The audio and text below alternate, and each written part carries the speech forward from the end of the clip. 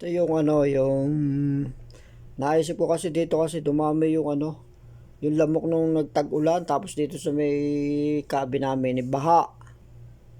Kaya ngayon ang daming lamok. Di ngayon ang ano, parang dito naman ang lamok, ang kagat bagay, yung kang namamantalang yung balat. Tapos namumula. Tapos ang kate-kate. Yun ang problema doon sa kawan. Ngayon pagka hinayaan mo, yung kang isang kagat ng lamok ang lumalaki. Ay tapos pag pinabayaan mo, tiki lagi ka nakakagat ng lamok.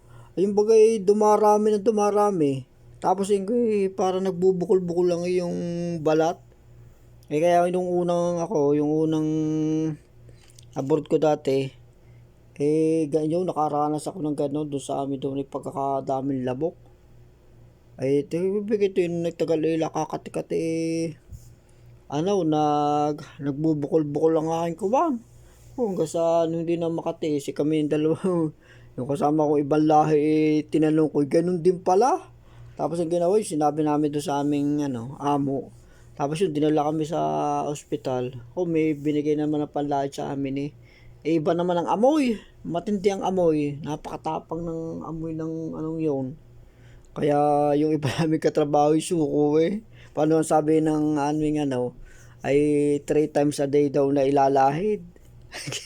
Ay nga matindi rin ang amoy. Lalo pagka nasa loob ng sasakyan. Talaga naman grabe.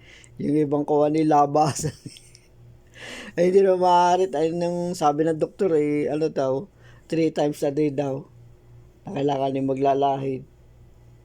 Ngayon, dito naman sa ako namin tama rin lamok ko, naalala ko nga yung pangyayari ng una. Sabi ko, kailangan merong gamot. Pero kakuha naman halimbawa yung doktor naman na i-reseta yung gamot na ganyan.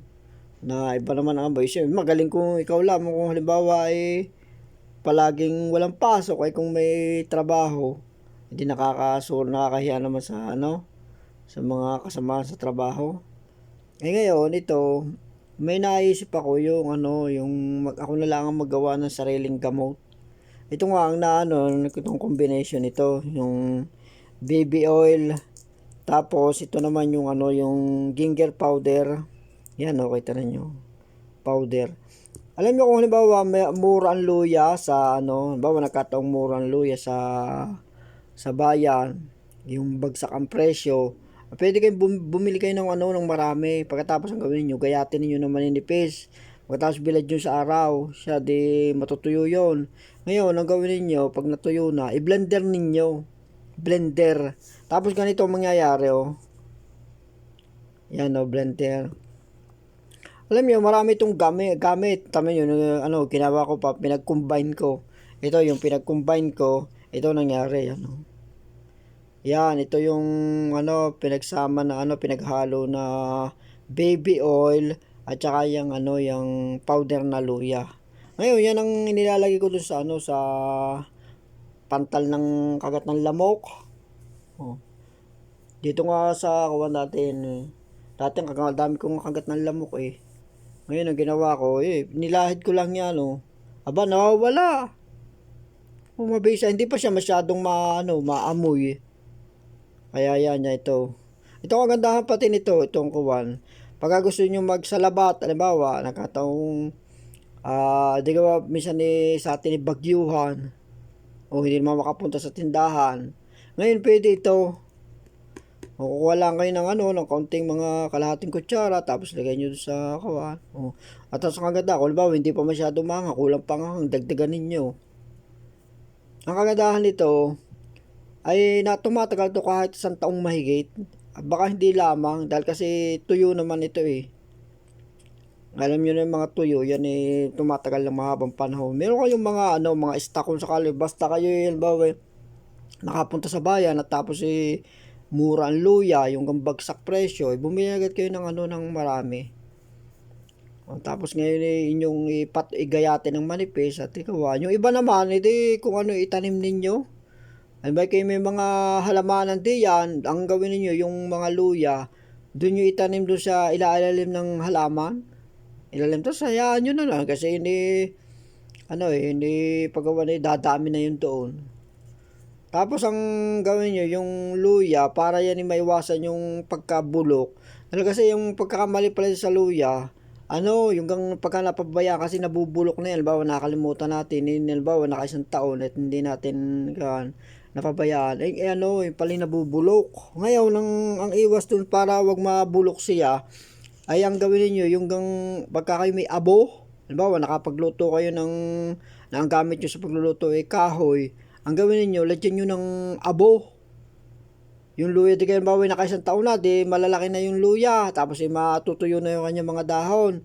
Ngayon, kapag ka nagtag-ulan uli, yun yung nabubulok pagka minsan. Ngayon, ang technique pala doon, lagyan nyo siya ng abo. Tapos meron pang isang klase ng luya na yung luya natin, yung talagang luya natin yun, alam mo yun, mga luya ngayon mga nabibili sa yung mga Taiwan yung malalaki na galing sa ibang bansa na yun. Mga Taiwan kung tawagin. Ayun, yung mga malalaki, hybrid na yun.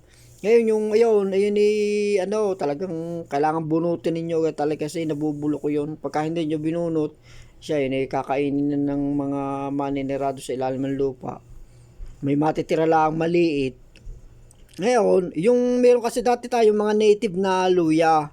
Yun yung mga matitibay yun. Yun, lalaki makakita kayo ng ganyan na luya. At yun mas masarap pa yun. Kung ilalagay nyo sa mga luto, mas masarap pa yung native. Dangan nga lamang, medyo maliliit siya.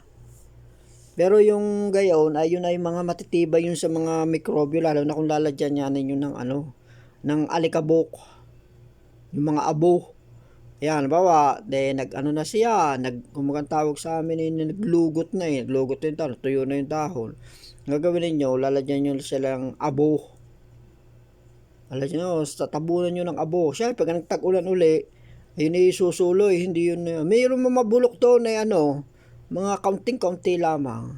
Kaya yun ang kagandahan ng may abo. Kaya yun, kung meron na kayong kuha, tapos meron pa kayong powder na ganito, na naka-stock, wala kayong problema pagka kayo mahal ang luya, edi meron kayong powder at kayo bawa medyo nangangatel lalamunan, edi meron kayong pwedeng inumin para gawin nyo sa labat at maalis ang pangangatel na lalamunan. Tapos ang isa pa yung pagka kayo meron kayong mga anak na kinakagat ng lamok, nakikita nyong mapula, pantal-pantal, mag-mix agad kayo ng ganito.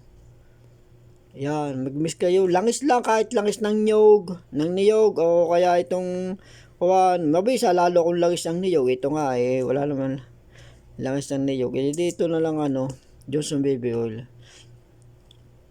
Ito, medyo mabango-bango pa na kaunti. Yan. Kahit yung